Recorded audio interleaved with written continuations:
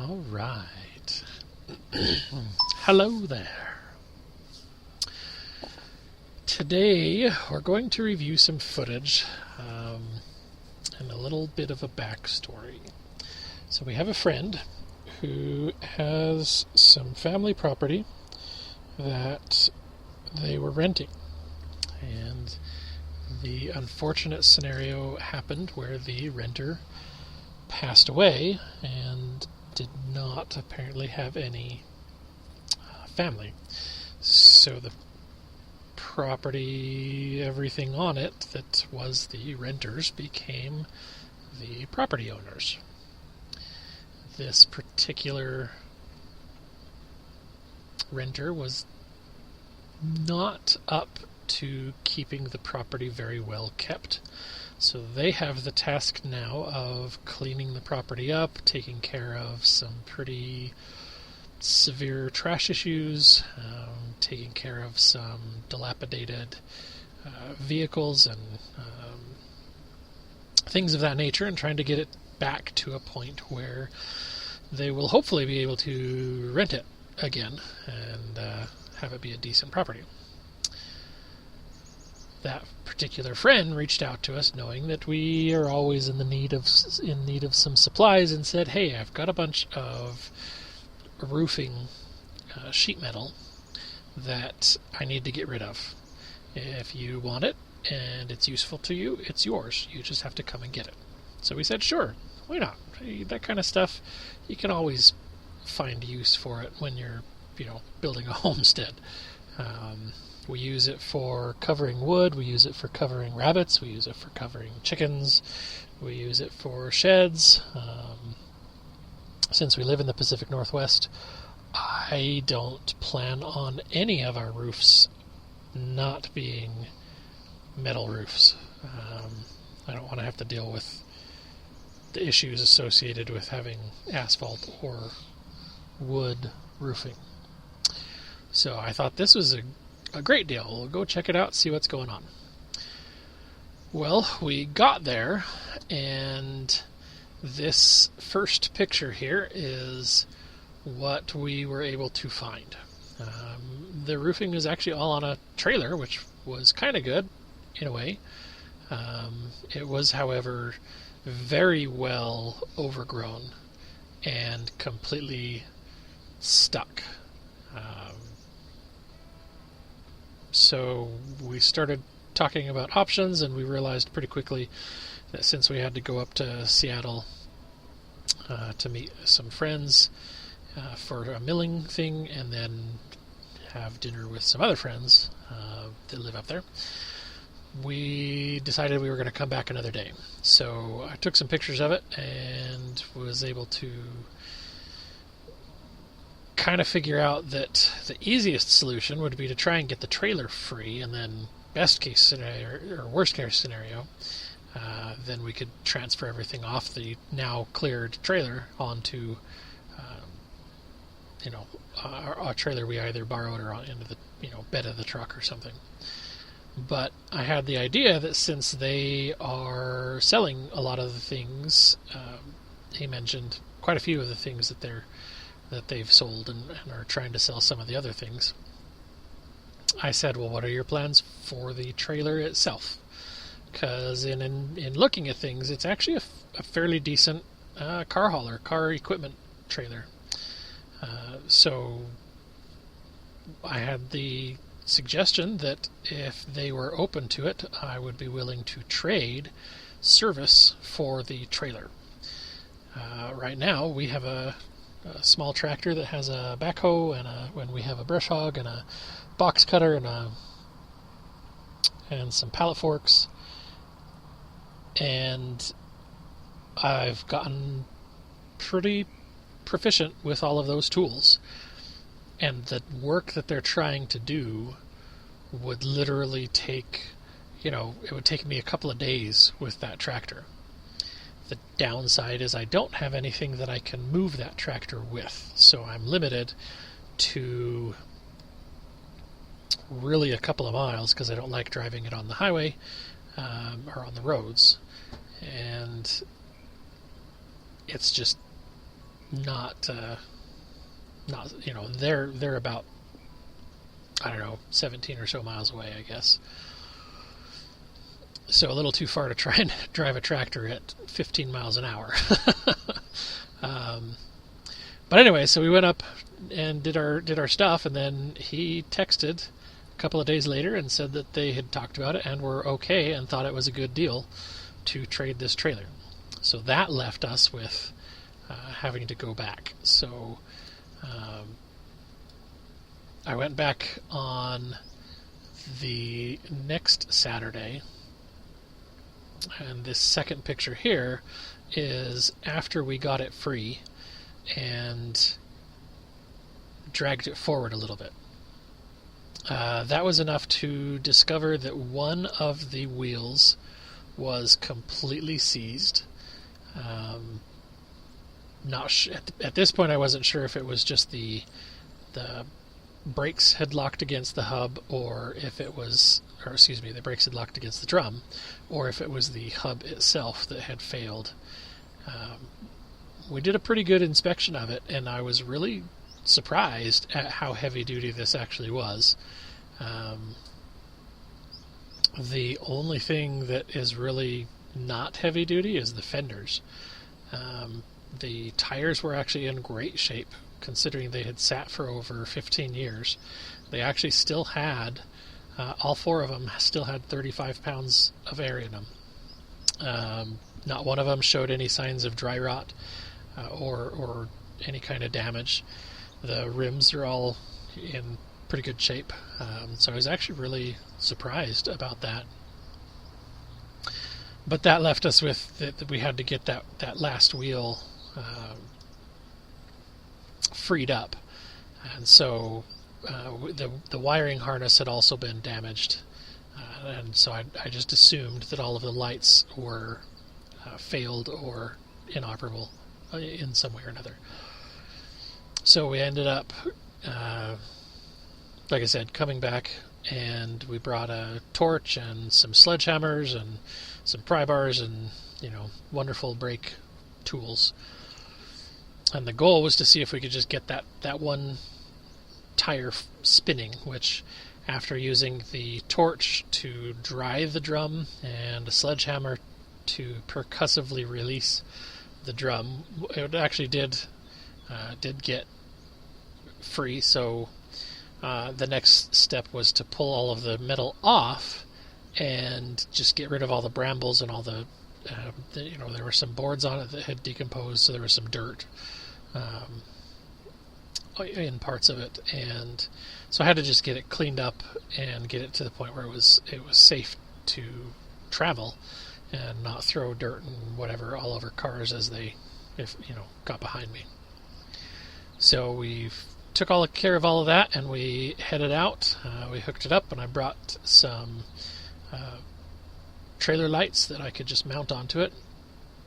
The back 3 or so feet actually turned out to be covered in a sheet of it's got to be 3/16. It's not. I don't think it's 1/4 inch, but it's definitely not 1/8 inch. So I don't know. That's kind of what's in between. But anyway, some decently heavy steel plate, which kind of surprised me. We'll get to that in a bit. That actually turned out to be a wonderful boon. But so that worked out to be a great spot to mount the trailer lights, as you can see in this third picture here. So this is after we did get the brakes free, and we ended up, he ended up following me. This is about halfway, well, maybe it's like 1/3 of the way from their property to our property, and I pulled over to just check everything, feel the tires, make sure that things were okay. None of the tires were abnormally warm. The rear driver's side tire was the one that had the seized wheel, and the tire itself was normal feeling. The hub was I wouldn't say it was warm, but it was warmer than the other three. The other three all actually were cold, and that one had warmed up a little bit. So that was just something I needed to make sure I paid attention to. But I double-checked all my straps, and everything was secured well and tight. Here's the view from the other corner. Now that everything's kind of cleaned up a little bit.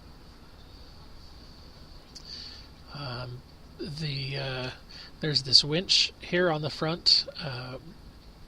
Was actually a pretty big bonus there. I didn't bother trying to fix the winch at all because everything about it was rusted. So I just assumed that the motor was shot.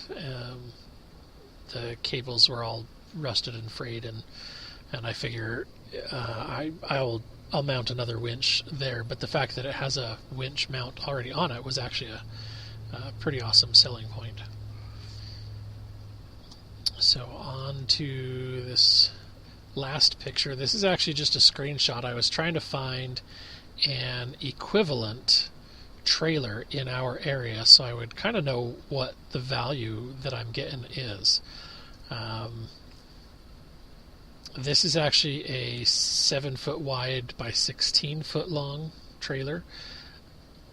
So tiny bit smaller than the one here in the picture, but this is the closest I could find. The only major difference in this is that this trailer in the picture has the 2 stabilizing jacks in the back, which I will add to this trailer eventually. And this trailer in the picture does not have a winch mount. So, kind of similar, but that's just a pretty good ballpark as far as the price goes, as far as the value for what we're getting. And yeah, like I said, this is a pretty good deal for us. It helps take care of things. So here we're looking at the footage of after we've gotten it home, and I've started. We already cleaned the roofing off, obviously. That was actually a sweet score in and of itself. We actually ended up finding that the bottom sheets were brand new. They'd never been installed. There were no holes in them. I don't even think they were unstacked. I think they were put on this trailer, brought home from the hardware store, and then other stuff was piled on top of them. And then they sat there. The sad part about that is they were actually intended to be for a barn on the property that was being built, but they never got put up, and after 15 or 20 years, the barn is no longer sound. So that was so they're actually planning on just tearing that down.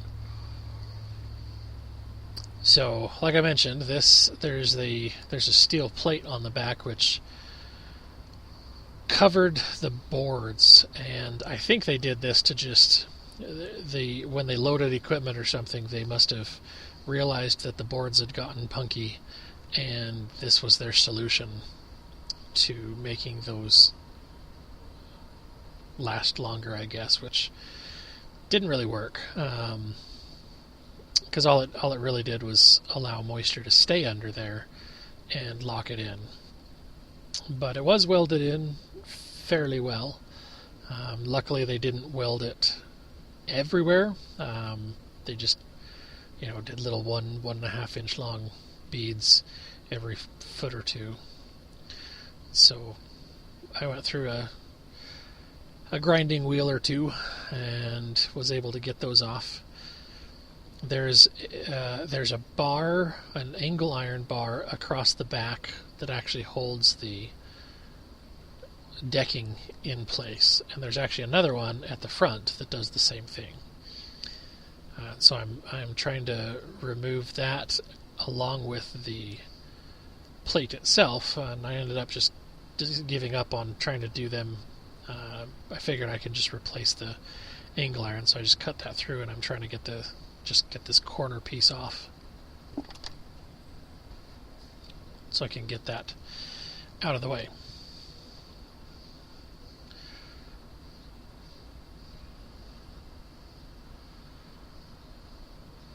They had made quite a few modifications over the life of this trailer, so there were several things that needed to be cleaned out and moved around.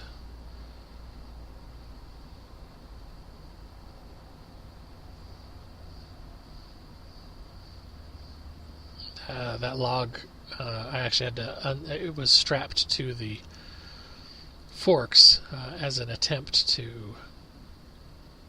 We used that to give some strength underneath the roofing as we moved the roofing around. And there we go. There's the metal plate. Like I said, that actually turned out to be a huge blessing. I decided that since the fenders are all banged up and they're not strong, they're not very very strong fenders. Those are super thin sheet metal. I want to be able to load without having to worry about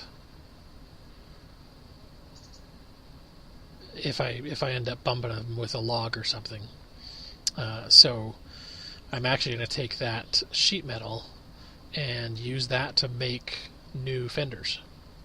So that'll be a pretty awesome way to reuse that. Most of this, the decking itself had started to deteriorate and rot, and so they put plywood on top of that, and that's kind of always a bad idea. If you ever have a trailer, putting plywood on it just locks it in, and it's just going to continue to deteriorate underneath that. But that's okay. It is what it is, so I'm just taking everything and throwing it straight into the dump trailer. Luckily, I guess it's all pretty rotted, so it came out pretty. Most of it came out pretty easy. I don't think I really had to pry almost any of it up. So right now I am removing the wiring because I have learned over the years that wiring on trailers is just challenging. Personally, I don't use the trailer as a ground. I run a ground wire for everything. I've always had problems with lights every time I try and use the trailer as a ground, so I don't do that. But I'm just kind of trying to clean up the rotted pieces from the corners of the trailer frame, and that's pretty much it. So at this point, we've got new lighting and wiring, and the trailer at this point has been cleaned up, and I hit it with a wire brush, and we'll clean that all, and we painted it all so it's at least protected from the weather. But those will be future videos, so we'll cover all of that when we get to that point. As always, thank you for watching. Thank you for your time, and God bless you and yours. Stay safe out there.